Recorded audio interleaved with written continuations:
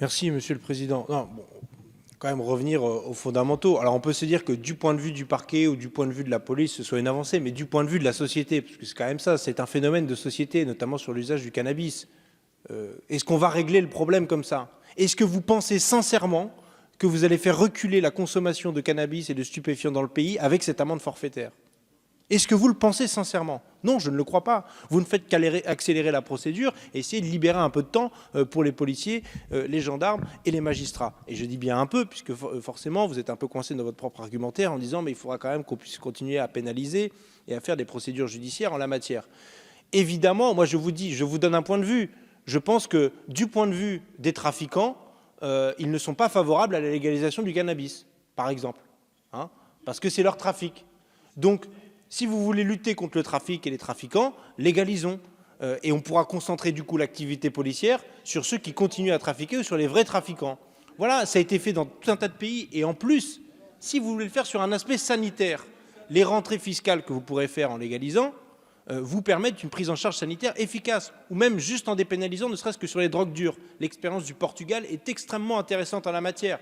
Ils avaient 100 000 héroïnomanes, et ils ont dépénalisé l'usage des stupéfiants en général, y compris de l'héroïne, et par une politique sanitaire ambitieuse, ils sont arrivés à 10 000 consommateurs aujourd'hui à cette heure. Voilà des politiques progressistes, que ce soit sur le point de vue de la santé publique, que ce soit du point de vue de l'ordre public ou du point de vue financier. Merci Monsieur Habib, merci Monsieur Bernalicis, pardon.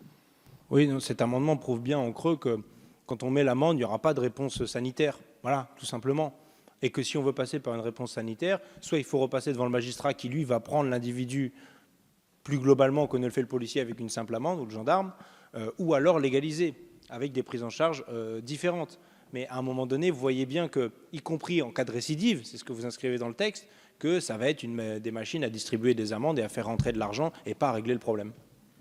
Ménard, Madame Le Pen pour l'amendement identique.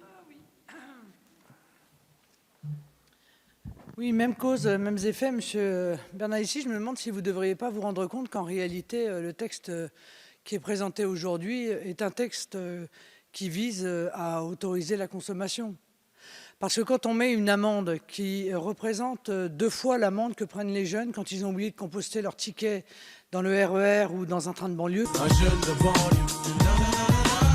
si vous voulez, ça revient en réalité à légaliser la consommation de stupéfiants avec toutes les conséquences que ça a et qui ont déjà été testées dans d'autres pays, contrairement à ce que vous pouvez dire. D'ailleurs, ça a été une véritable catastrophe.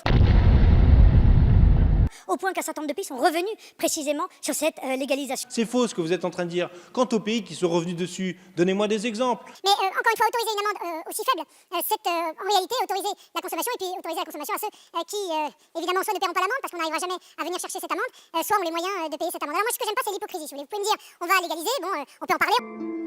Oui, contre les drogues, chacun peut agir. Pour être aidé, appelez Drogue Info Service. On peut être en désaccord, mais l'hypocrisie consistant en réalité à légaliser la consommation par l'intermédiaire d'une amende aussi faible, je trouve que c'est malhonnête. Là où Mme Le Pen peut peut-être avoir raison, c'est sur la disproportion des amendes qui sont infligées dans les transports en commun. Là, on est d'accord, c'est du grand n'importe quoi. Quant à dire que 150 € pour une amende, c'est ce qui vient d'être voté, c'est ridicule, j'ai l'impression d'entendre Gérald Darmanin qui nous explique que 200 € le repas, 120, c'est compliqué, quoi. Non, c'est pas vrai. C'est pas, mais c'est une amende, mais peu importe. C'est pas vrai. Et ça revient pas à légaliser, à autoriser la consommation. Parce que moi, ce que je vois, c'est qu'aux Pays-Bas, alors qu'ils n'avaient légalisé que la vente, ce qui était un problème, parce qu'effectivement, les trafiquants s'étaient reportés sur la production. Tout le monde avait des œillères là-bas, parce qu'on autorise la vente, mais on ne sait pas d'où vient le produit. Ah ben non, on ne sait pas. Donc qu'est-ce qu'ils sont en train de faire aujourd'hui? Ils sont en train de travailler à une loi qui vient encadrer la production.